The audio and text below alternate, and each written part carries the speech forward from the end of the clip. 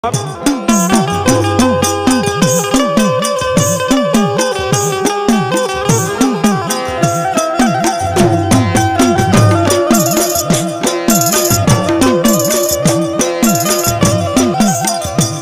મારા કાનિયા, તારા મનની માલપા આવો ઓરતો લઈને તું બેઠો છો ને કે દુનિયામાં તારું કોઈ નથી.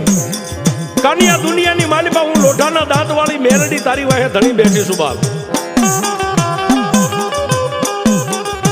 મારી મેરડીનો ધૂળીના ધડીમલામાંથી આટલો જવાબ મળે તા કાનિયા જોગીની આંખની માલપાથી ટપક ટપક ટપક આહુડા મંડવા પડવા અને તેથી મારી મેરડી બોલી, કાનિયા રોજ નહીં બાપ.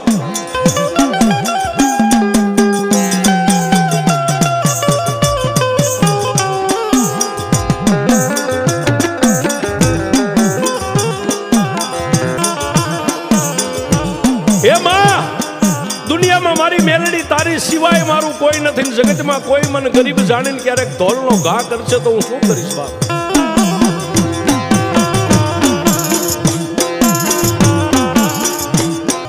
એ કાના, તને ઓરતો થાય દુનિયામાં તને કોઈ એકલો જાણી ગરીબ જાણીને ધોલનો ઘા કરે ને તો એની સામે તું ધોલનો મારીશ તો મારી એનો માર ખાઈ લઉં કે નહીં? કાનિયા, તને ધોલનો મારનાર માણસ ધોલ મારીને હાલતો થઈ જાય ને, વાહો વળીને માણસ હાલવા માંડે, બે આંખોને બંધ કરીને મને મેલડીને યાદ કરીને તારા જમણા હાથની આમ લાંબી આંગળી કર અને તને ધોલના મારનારના વાહાની માલપા નો ચોટી જાવ તું તારી મેલડીની બાપ.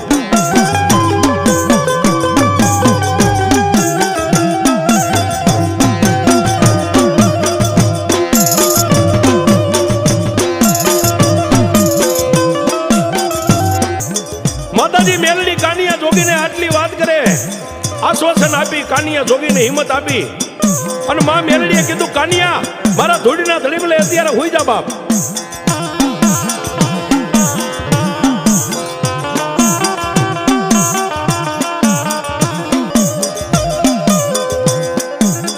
મારી જોગમાયા મેલડીને વાત રાખવી, માં મેલડીને દુનિયાની માલિપા કાંઈક નવો નકશો માંડવો, માં મેલડીને કાનિયા જોગીને દેખાડવો કોઈ જગતની માલિપા મેલડી કેવડી છો બાપ.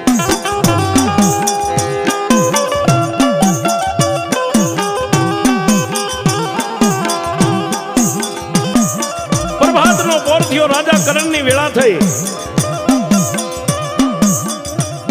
પ્રભાતના પોરની માલપા મારી મેલડીને વાત રાખવી, ગામની માલપાથી 5-15 માણસો ભેગા થઈ.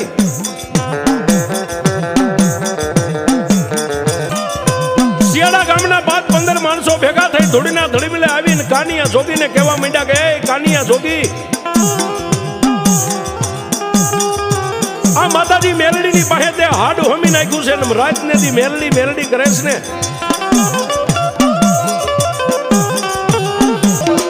એ કાનિયા, આ તારી મેલડીના ધોડીના ધડીમલાની માથે અમારે ગામને મળીને માતાજીનો એક નવરંગો માંડવો નાખવો છે બાપ.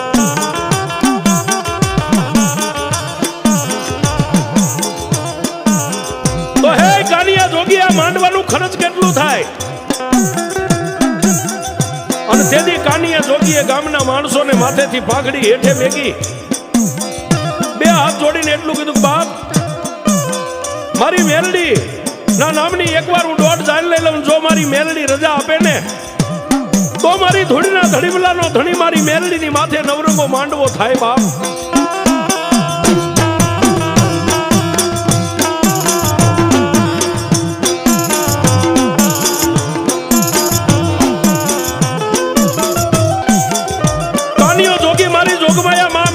પૂછવા માંડ્યો, ડોકની માલપાથી માળા કાઢી અને મારી મેલડીનો વેણ અને વધાવો લીધો ને ત્યારે મારી ભગવતી માળાની માલપાથી બોલી, કાના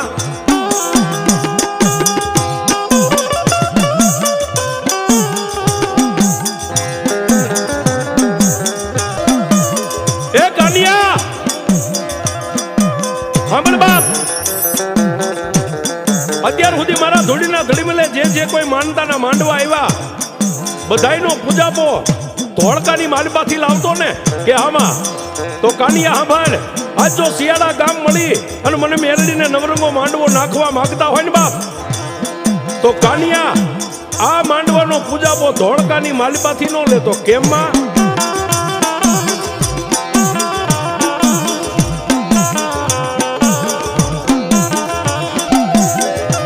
એ મારા કાનિયા, હું મેલડી એમ કહું છું કે આ માંડવાનો પૂજાપો વિરમ ગામની માલિપાથી હટાણું કરી દેવા.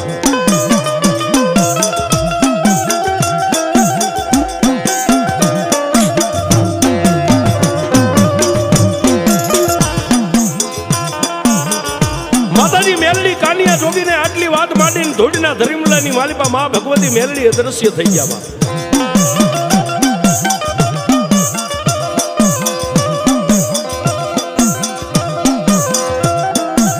કાનિયા જોગીએ ગામના જે 5-15 માણસો હતા એને એમ કીધું કે ભાઈ, મારી મેલડીનો જાંગેરી હુકમ થઈ ગયો, પણ આ માંડવાનો પૂજાપો તો આપણે હટાણું કરવા વિરમ ગામની માલિપા જવું પડશે.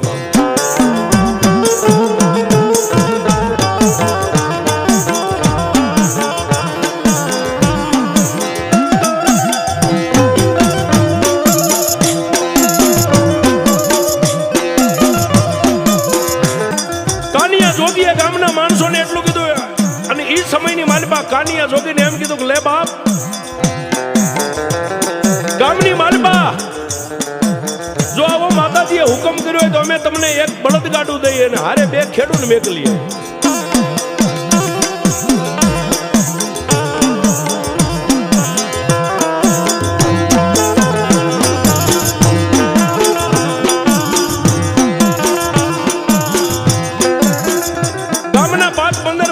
કાનિયા જોગીને જે કોઈ માંડવાના પૂજાપાના પૈસા હતા એ આપી, અને પ્રભાતના પોરની માલિપા 2 ખેડૂને બળદગાડું આપીને કાનિયાને કીધું કે જાઓ કાનિયા જોગી, વિરમ ગામની માલિપાથી હટાણું કરીને જલ્દી વહેલા આવી આવજો.